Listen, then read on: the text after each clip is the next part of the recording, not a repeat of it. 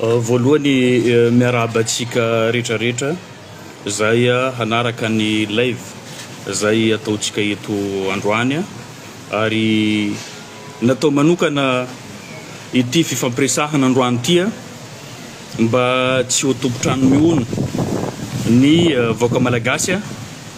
indrindrandrindra koa tsika ty amin'ny faritany Mahajanga aty ny resaka satria raha misy ny ampamoaka zay ataoko eto androany dia asomeko zato isanjato ary mahavoakasika atsika zanaka amin'ny Mahajanga rehetrarehetra sanatria ny vava tsy hoe fanenjehana be fahatany na koa fanasoketana na fankahalana anaovana an'izao live izao fa mba hafantarantsika ny zavatra misy sy ny antsipiriany mahakasika ny fanenjehana misy ataon'ireo mpanao politika eto Madagasikara amin'izao fotoana izao ho an'ireo ministra roa ireo zay mbola tsy nandraisako fanapahan-kevitra fa androany aho iresaka an'izay ary ampahafantarana le izy tokony hiala ao an-tsaintsika ny resaka antrano antrano amin'ity resaka zay ataoko ity mba tsy hisy indray no ilaza eto hoe tsika samy tanindrana io samy côtier io tsika samy zanaka Mahajanga io tsika samy sakalava io tsika samy musulman io mba tsy hisy teny an'izay fa aoka hapetraka amin'ny maha raharahampirenena azy ny resaka zay ataoko androany zay ataoko mahakasika an'ireo olona ireo zay atarafana ny abus de pouvoir sy ny corruption avolenta zay ataon'izy ireo zay tsy ankijanona hatramin'izao izay mampitarena olona maro ary maha victime olona be dia be ihany koa sarotra amiko amin'ny maha solombavam-bahoaka Madagasikara no hangina manoloana an'ireo tsy rariny zay ampiarina amin'ny piraitan-drazana amintsika indrindrandrindra ny fandikan-dalàna zay miverimberina ataon'olona ambony eto amin'ny tany sy ny fanjakana amafisiko eto fa tsy miteny tsy manana pirofo ny solombavam-bahoaka zay miresaka aminareo manana pirofo tsika na amin'ny vidéo manana pirofo ihany koa na antotantaratasy officiel mahakasika ny zavatra zay olazaiko eto ministra roa no voateny eto izay nisy nanao pétition mahakasika ny fanesorana azy ireo no resahintsika androany ny raha matahora ataondreo ny fandikan-dalàna zay inina atao sy ny fanaovana tsinotsinona ny mpiasam-panjakana horaisitsika voalohany amin'izy ity alohan'izay nefa tiako afantatra mety dia ampahafantarana anareo mety misy any ny meritreritra hoe tsy vitan'ny fifampiresahana ve ty zavatra ity efa nisy ny fifampiresahana natao nisy ny fifanantonana natao amin'ireo ray aman-dreny ara-drazana amin'ireo ray aman-dreny ara-panahy nisy ny fanantonana an'ireo olobe eto an-tanàna mahakasika an'ity zavatra zay ataoko ity fa tsy nahitam-bokany ny anatra sy ny fanitsiana zay natao azy ireo na mivantana izany na ankolaka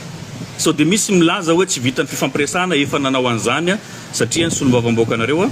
dia solombavam-bahoaka mandala ny fihavanana ary manaja an'izany soatoavina malagasy izany tsy manaonao foana aho ary rehefa manao zavatra zany dia efa navadibadika impiry maro zay vao tonga amin'izao ampamoaka izao satria ny olona anankiray rehefa tsy mety anarina dia tsy maintsy andraisana fanapahan-kevitra mifanaraka amin'izay betsaka ireo zavatra nandalo teto amin'ny tanànatsika fanangina izahay noho ny fihavanana ary nitondra fananarana ihany koa nitondra fanitsihana ihany koa mba tsy ampiverimberina an'izay fadisoana zay inina na ankolaka atao izay ka eto aho zany andray an'izay teny zay mivantana eto mahakasika ny ministra ny fampianarana ambony fankafantatra tsika mpianaday fankalala ihany koa ary tsisy fankahalana izy tia fa io andraikitra rehefa tsy voafehy dia manahirana satria ny olona anankiray na kely taona izy na mety mitovy taona aminao fa rehefa mitazona toerana ambony dia ray aman-dreny ianao izay dia ajain'ny fiarahamonina, tsy ny filoham-pirenena sy ny premier ministre lehibe ny gouvernemanta ihany no matoky anao fa ny vahoaka malagasy mihitsiny. Ka noho izany tokony mipetraka amin'ny maharay aman-dreny izay manao asa zay takiany fanjakana aminao. Ka ny nanendrenanareo iny dia zavatra nahagaga satria ny olona anankiray zany rehefa raisina ho mpiasa mpanjakana ambony eto amin'ny tany sy ny firenena dia tsy maintsy mandalo enquête de moralité. Zay ny fanjakana manao an'izay, ny sampana manokana manao an'izay zavatra izay. Tsy fantako na tsy voaja zay zavatra izay fa dia gaga zahay nefa voatendriany ianareo. Tsy olana zay satria ny tena koa no anisan'ny nangataka isian'ny ministra ato amin'ny faritany Mahajanga izay adino tanteraka ary izy io nisy io nefa be dia be mitaraina, be dia be ihany koa tsy afa-po amin'ny fomba fiasanareo satria tsy vitanareo izany adidy sandraikitra zay sahaninareo zay. Raha tany amin'ny taona volana Août 2022 dia efa nisy fampanantsona zay nataon'ny Bianco anio Ramatoa ministra ny fitsarana ambony io. Sisy tsy nahalala an'izany ny rehetrarehetra fa dia nanaovana tambabe moa zany araky ny mahazatra dia ny takotakomana tao dia zao amin'ny fotoana zay fampiresantsika tao amin'izao dia izy io hitantsika eo ministra ary mbola manohy an'izay fomba ratsy zay fanazatra talohany na ministra azy zay. Inona moa io zavatra zay nataony io? Tsara no afantarantsika an'izay. Resaka abus de fonction na fanararotana amin'ny andraikitra zay sahanina. Hazavaintsika inona daholo ireo abus zay nataon'ireo mba ho lalantsika. Eo koa ny resaka favoritisme na kiantrano antrano amin'ny fomba fanaovana recrutement amin'ny asa zay sahaninao satria rehefa tompon'andraikitra anao zany betsaka ny andraikitra sahaninao ary afaka mitsabaka amin'ny andraikitra ny hafa koa anao tompo-pahefana feno amin'izay andraikitra zay sahaninao. Raha ny resaka abus de fonction tsika zany afaka manao fanadidina na tamin'izany na amin'izao ny fanjakana na ny sampana voakasiky n'izany fa mora hita mitady an'izany.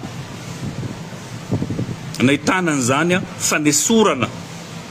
olona amin'ny andraikitra zay misy azy. Misy mpampianatra victime amin'izany na ataka. Indrindra moa rehefa nahazo antoerana maministra azy izy dia nisy ireo règlement des comptes natao amin'ireo mpampianatra zay na mpifanolana ananany ingahy ben'ny tanàna mialatsiny manona anarany eto mivantana io olona io na manana kankay amin'ilay ministra voakasiky an'izay. Misy mpampianatra zany nesorona amin'ny asany tsy ho mpampianatra ao amin'ny filière de droit. Tsara no afantarantsika any koa talohan'ny na ministra azy ity Ramatoa ministra ity dia tale tao amin'ny EDSP sampana droit zany ao amin'ny université Ambondrona eto tapin-tanànan'ny Mahajanga. Resaka abus moa tsika dia azavaina nisy an'izany tranga zany atao satria ny ben'ny tanàna moa amin'izao tsy zoviana akaiky ary miara-miasa akaiky amin'ny Ramatoa ministra zay hitantsika angambany ny andraikitra zay sahaniny fa talohany na ben'ny tanàna azy dia nanana raharahara-pitsarana izy ka izany mpampianatra izany dia isan'ny tsara azy tamin'izany fotoana izany na tonga andreny fahatoranana gety tao amin'ny fitsarana tamin'izany fotoana izany zay rehefa niatrika fitsarana ben'ny tanàna amin'izao fotoana izao dia rehefa nahazo mandat de dépôt dia nanao saritorana tao amin'ny tribunaly dia rehefa aveo nampidirina any amin'ny hôpitaly dia tsy nahiditra amponja rehefa aveo. Ka io mpampianatra io zany nampianatra tao amin'ny filière de droit tao amin'ny université ny Mahajanga. Amin'izao fotoana izao tsy mampianatra io mpampianatra io rehefa ministra ny Ramatoa ministra amin'izao fotoana izao. Noho izay disadisa izay. Za zany tsy miditra amin'ny resaka vie privée eto fa fiainam-pirenena no resahantsika. Zay zany dia efa abus lehibe anankiray zay tsy tokony hisy ao anatin'ny sampandraharam-panjakana amin'ny fitantanana fanjakana. Rehefa ministra anao ny olona tokony qualifié zany amin'ny asa zay sahaniny. Zay zany hitantsika misy an'izay resaka abus zay. Be dia be ny olona koa moa zany manoana an'ity fitondrana ty ihany zay niara-dia ministra teo aloha za moa miala tsiny manonona anarana teto no tanan-kavana ny ministra Beatrice Assomakota aloha moa zany ireo olona zay niara-dia amin'ireo zany amin'izao fotoana izao mpiasa-panjakana ary tratra ny antsonjay affectation manaraka na nisy fahadisoana anao na tsy nisy fahadisoana afaka anaovana fanadidina zany dia jerena hoe misy sa tsy misy izany tranga izany tsy vitany ao amin'ny départementa ihany misy azy ireo fa na amin'ny sehatra hafa ho an'olona zay tsy mitovy friana amindreo aloha nidirako amin'izay zany tiako ny mampafantatra amintsika fa ny ministra zany dia manatanteraka ny baiko apetraky ny filoham-pirenena zany hoe ny politika mpanjakana zany no ataonao fa tsy règlement des comptes na mitsipaka ny baiko ny filoham-pirenena na ny politika ny filoham-pirenena fantatsika tsara ny problème zay mandalo amin'ny firenena affaire nationale amin'izao ny affaire ny colonel Patrick Nandriamamonjy Patrick Nandriamamonjy no enjehana nisy nitory izy no nenjehana nefa rehefa tsy hita izy tsy tratra vadiny ny fianakaviam-badiny no nampidirina amponja ny filoham-pirenenantsika zany nanao intervention mivantana na dia tsara dalàna aza no ny atezerana dia tena nilaza izy za tsy manaiky raha ohatra ka ny olona zay tsy voakasiky ny raharaha mpanenjehana eo amin'ny fitsarana na amin'ny fanjakana no ampiarana sazy zany hoe raha ny colonel zany no nanao an'izay fahadisoana zay raha hoe aho dia tokony izy no enjehana no hiarany lalàna fa tsy olona tsy ao anatin'izay misy an'izany tranga zany maro eto mahajanga ary zay moa zany zavatra tena tsy ekeko amin'ny mahasolom-bavam-bahoaka zany hoe mahita ny pretendrazana mahita ny malagasy anaovana antso-dray eo ny fahantrana eo ny fasairanana amin'izao fotoana izao eo koa amin'ny mahareny mpianakaviana surtout rehefa vehivavy dia sarotramiko no angina hitaza-potsiny fa mitondra vahaola anao nitondra fanantona anao nitondra fanelanelana anao mba tsy isiany hoe tsisy ny fifampiresana makasika an'izany aleo azavaiko antsipriany le tranga i vehivavy io amin'izao fotoana izao affecté any amin'ny toerana désert be any no ny vadiny nanao partage tao amin'ny page zay misy ahy jereo nareo tsara zany tsy firarahina vehivavy zany fanaovana tsinotsinona reny mpianakaviana amin'izao fotoana sarotra izao indrindra ao anatin'ny fotoana zay anaovantsika examen tsika amin'izao manao examen ny ankizy amin'izao affecté disciplinaire zany io vehivavy io noho ny publication nataony vadiny zay tsisy ifandraisany amin'ny maha mpiasa-panjakana an'le vehivavy no mpiasa-panjakana fa ny lehilahy kosa dia olotsotra na assistant zany zay moa no andraikitra sahaniny ato amin'ny sombavamboaka fakano Christian naffectena disciplinaire io vehivavy io tsisy fahadisoana fa dia nampiarina aminy zay zavatra izay noho ny tsy fitovoan-kevitra raha jerentsika raha atao banky tokana zany mitsipaka voaingana ny filoham-pirenena mbola tsy avy ray volana zay miteny ho an'olona rehetrarehetra indrindra nyreo ministra ireo zany no tokony nanatanteraka an'izay voalohany dia tsy painy zay fa mbola ataondreo zany io abus de fonction zay mahazatra andreo ka eto zany manaitra ihany ny vadiny filoham-pirenena zay miay andreo renireo vehivavy reo misy ireo mpiasa-panjakana hiaran-tsindry ary mitondra faisana no afitsoko nio ministra Ramatoa ministra ny fampianarana ambony io dia isany io ka zay no lazaiko teo partage rehefa ny andro latsinainy maraina zao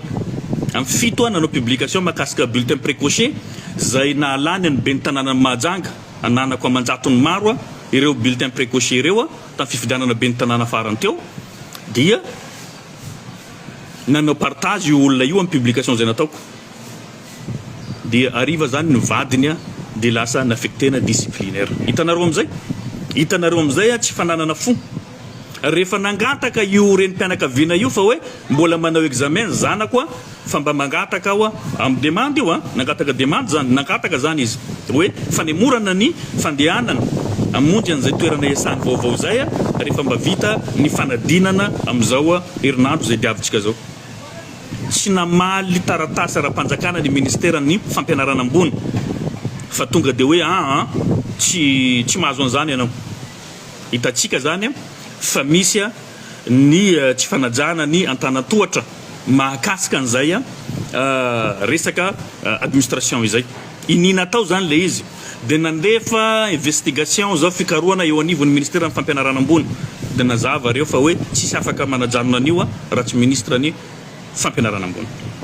manamafy an'izay zany mba tsy ilazana hoe mamoronao nisy ny fampiresako tamin'ny ben'ny tanàna zay tanan-kavana ny ministre ny fampianarana ambony zay saika manaraka azy amin'ny toerana zay alehany rehetrarehetra dia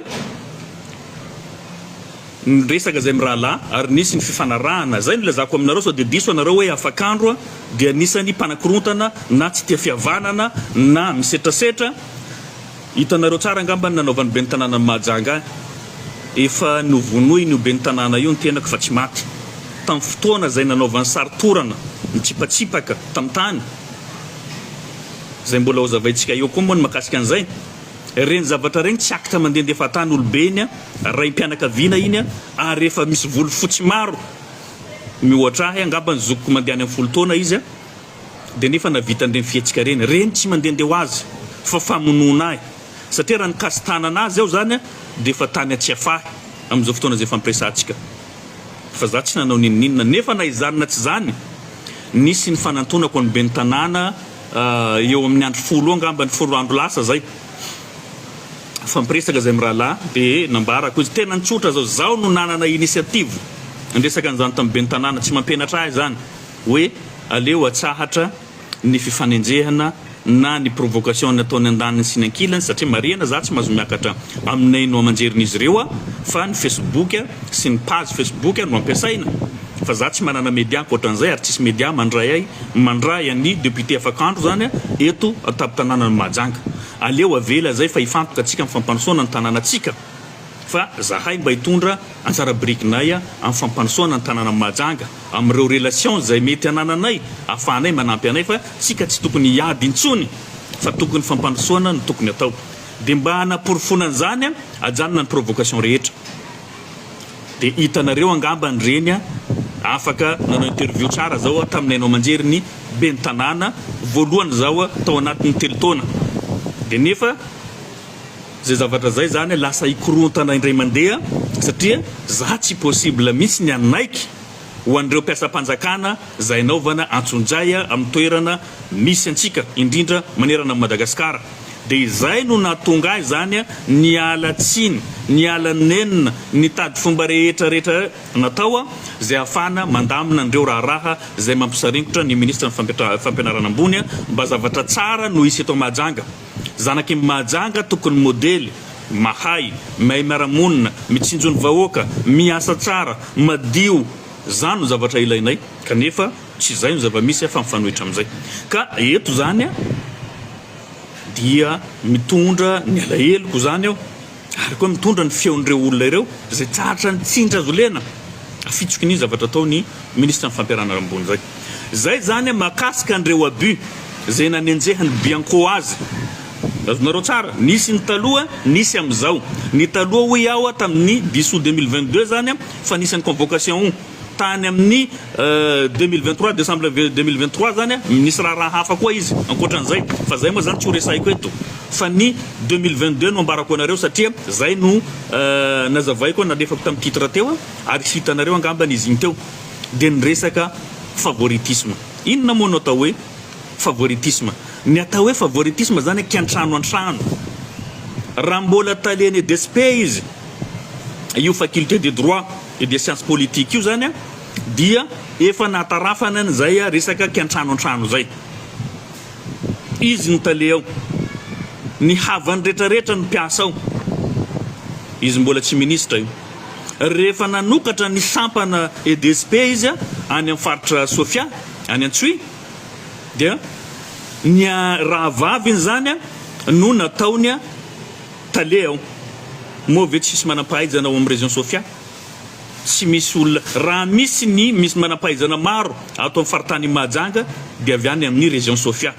ny manam-pahaizana rehetrarehetra tsy maintsy hitanao ao feno satria reo betsaka reo mianatra ihany koa tsy zay ny zava-misy ao fa fianakaviany no tale ao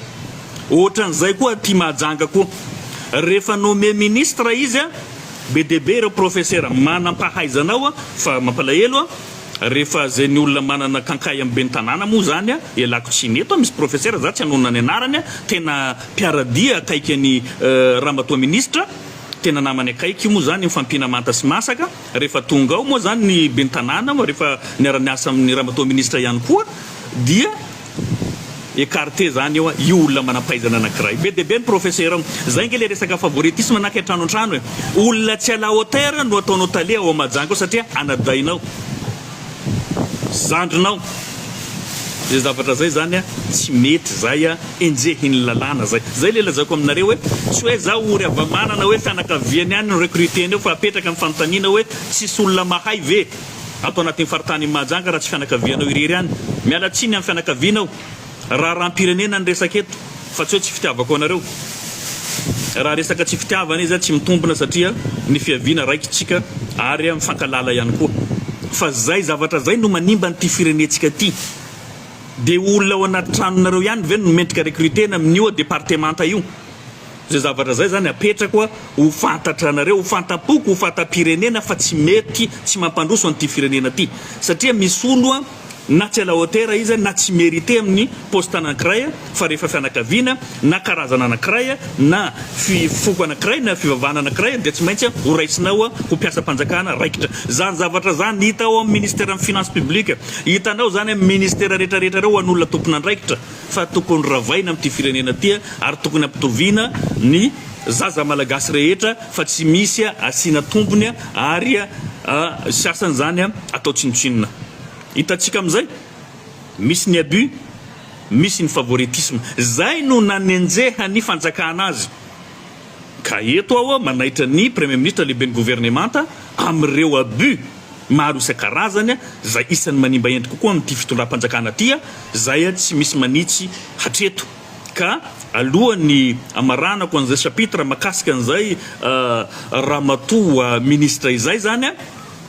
dia tiako zany ny manao antso amin'ny vadiny filoham-pirenena ho an'ireo renim-pianakaviana sy ireo vehivavy indrindra mitondra faisana no afitsoky nio ramatoa ministra ny fampiarana rambony zay moa zany ny makasika azy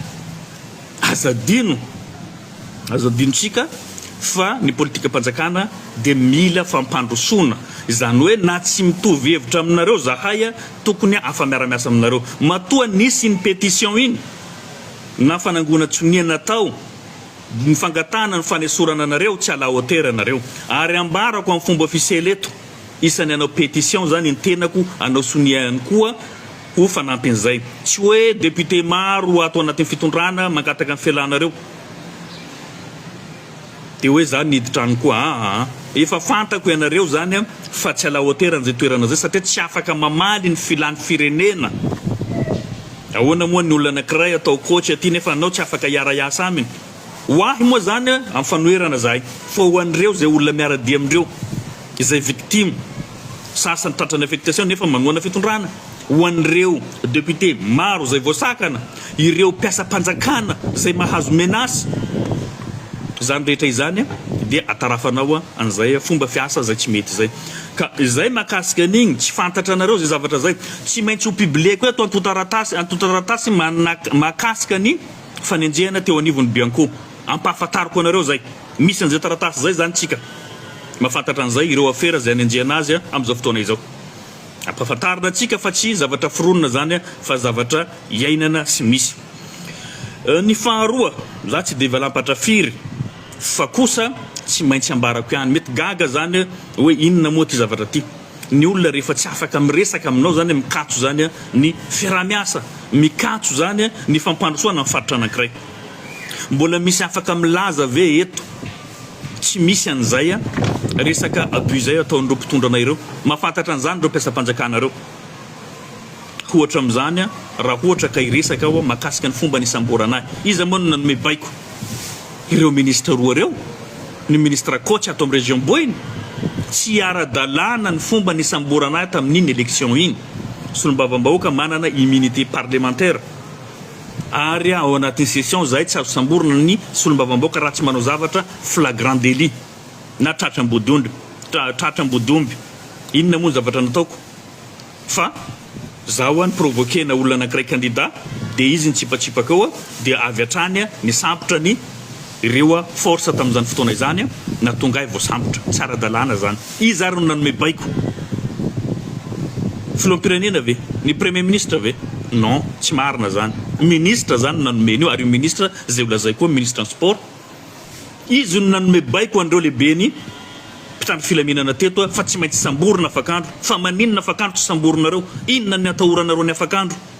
maheno zao manan-tsofina zao ianareo samby ianareo ihany no mitatitra an'izany amiko aty mahalala an'izany aho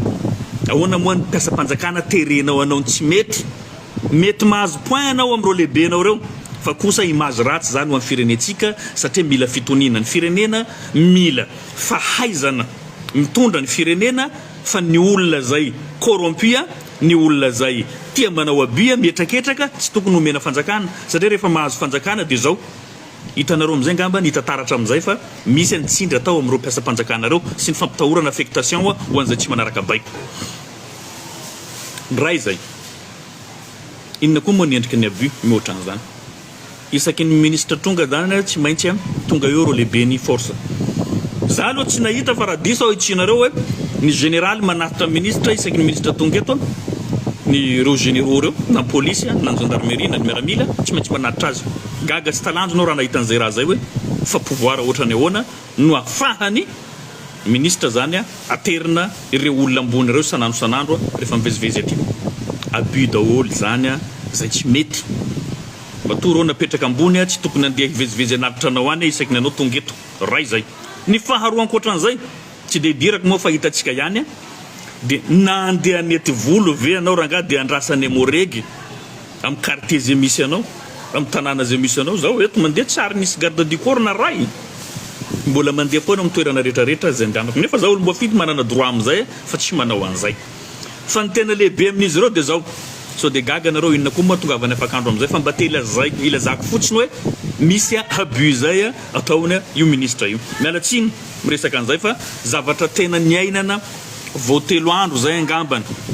fa manana vidéo tsika makasika an'io ary tsy maintsy ho ampahafantarina antsika ho asiako vidéo maneho an'io etraketraka ataon'ireo olona zay miaradia amin'ireo ministre zay olazaiko eto olona fiarovana olona malfaiteur fiarovana olona enjehiny fanjakana dia hitsanganandreo mitsangana reo ary mirahina reo miaro any olona zay navanona loza io tsy nanao fa adisona eo anatrehan'ny lalàna io zany zavatra zany zavatra tsy fatao ny olona manimbazimba ny andrim-panjakana ny olona manimbazimba ny solombavambahoaka olomba fidy tsy zaho ako zava le zavatra sao dia ataonareo hoe zaho mahazaka zay zavatra ataonareo fa ny olona tsy mitovy dia nisy fitoriana natao nisy ny recherche nataony gendarmerie pirenena dia rehefa nisy ny andirecta natao moa zany ny barbary le olona tadiavin'ny fanjakana zany hita amin'io andirecta io dia ny sambory ny gendarmerie pirenena dia rehefa voasambotra io olona io dia niarantsangana ireo autorité zay nlazaiko tao robeny tanàna ministre sy ireo olona zay mpandika lalàna amin'ny tanàna ty tsy azo atao ninninona niarantsangana niaro any olona io fa hoe hoaterina any rapitso mandrakaty androany tsy hita io olona io ny tena loza dia zao tsy menatra mihitsy ny andriamatoa ministre manome baiko ny mpitandro filaminana fa aza samborona io olona io azadino fa solombavambahoaka no miatrika teo akaikinao ary namaly tsotra zao matoa ny olona anankiray samborona nisy fahadisoana vitana za ve présent io dia tsy mba matahotra anao hoe iaro olona mpandika lalàna olona zay mpanompa olona fantatra nefa nareo mampikarama olona manompa olona dia arovanareo ankitsirano zao dia ny tena mampalahelo amin'ilay izy mivoaka kalamanjana le olo mbola tsy teraka ny olona zay isambotra amin'ny fitanana mahajanga teto ninninona nataonareo misy vidéo zany zavatra izany ka ho aseho antsika mba ho hitatsika fa misy an'izay fanakaramana olona sy fiarovana olona mavita heloka amin'ity tanàna ty izay anomezana baiko mpiasa-panjakana mpitandro filaminana maromarina kokoa mba tsy anatanteraka baiko mba tsy hanao ny asany satria raha ohatra ka ho samborina eo zany dia ho affectena koa zany ireo zandaro manao ny asany zany ve dia fotom-pisainana olona zay mirepresente antsika eo anivon'ny gouvernemanta matoa olom-boafidy ataony an'izay zany dia dikan'izay malahelo izy misy olona nifidy azy koa ireo fianakaviana zay voakasiky ny herisetra zay ataondreo nefa nareo miaro fa hoe tanàna ray hoe fiaviana ray zay zavatra zay no ahitsiko tsy mety zay Andriamato ministra tsy mety zay atolory io olona zay narovanareo eny anivon'ny gendarmerie pirenena fa azarovana tsy mety zay teo zao nahita maso nahita an'le vidéo teo koa zany ianareo zay manome baiko andreo mpitandro filaminana ambony ireo mpitondra ambony mba anatanteraka ny baiko zay ataonareo zay zany zavatra misy tia mahajanga jireo nareo an'izay na io ministra vehivavy io na io ministra lehilahy io tsisy tsy mitondra faisana ireo olon-dehibe ireo olona rehetrarehetra zay tokony hitondra anjara birikiny amin'ny fampandrosoana amin'ny faritany mahajanga fa zay ny eritreritra hanana ministra hamaolana hanana ministra afaka irepresentenay hitondra fampandrosoana tia fanohitra amin'izay zavatra misy ny fanjakana foibe efa tsy mavavaolana ireo zay eo anatin'ny gouvernement avy aty mbola manampy afasarana hafa ka betsaka moa no niteny ahy nananatra hoe ajanony azatao atsika samby côtier io atsika samby musulman io atsika lazaiko aminareo za tsy ohatran'izany ambarako anareo za tsy ohatran'izany ny raharam-pirenena tompoka tsisy resaka finoana tsisy resaka fiaviana fa reto no resahana androany dia hoeninareo zany izy amin'ny fotoana zay fampiresantsika zao tsy fanenjehana io fa misy zavatra tsy mety eto amin'ny firenena eto mila itsy natara anty en direct zay nataontsika ty alohan'ny amaranako azy dia ny menasy nanaovana be dia be ny olona miantso be dia be ny olona mandefa message hoe tokony ajanona io zavatra ataonao io fa tsy mety ovahana daholo reo olana mandalo eto mahajanga fa raha tsy zany any amoronana dossier anao afakandro afakandro zany rehefa anao nio ampamoaka eo amoronana dossier dia bon inona ary ny dossier forononareo any afakandro raha ohatra ka zany nizaka nanontany eo zany dia ianao ne namono omby 50 omby vavy bon namono omby bon nambarako andreo alohany nanao ny direct aty zany aho mahafantatra inona zavatra tokony ataoko fa valiko fotsiny izy mba ho fantatra anareo so dia andehanana corruption hafa koa nareo amin'ny préfecture sy ny tanantoratra zay andehananareo afakandro kristian tsy manana omby anankiray ary tsy nividy na omby anankiray fa afakandro kristian dia collecteur de dons mandray fanomezana mandray fanampiana dia mizara ny olona manana an'izay projet zay no manome ahya kolia dia afakandro mizara mivoaka amin'ny mahajanga zay no mba vitako amin'ny masolom-bavam-bahoaka fa tsy mpividy omby afakandro ary tsy mpamono omby aoka zava aminareo zay nametraka an'izay menasy zay hoe amoronana dossier makasika ny famonoana omby vavy afakandro kristian valiko regny fanakaramana ndregny facebookera sy compte fake amin'izao aoka zava zay ny omby anankiray rehefa vidina dia mahazo autorisation na taratasy atao hoe FIB io dia ny tsy ny département anankiray zany no manomen'io fa ny fikambanany vétérinaire ny gendarmerie dia ny délégué koa délégué mpanjakana zay mandefa an'izay taratasy ny FIB zay certifié ndreo fa omby azo vonoana tsy za tsy miditra amin'izay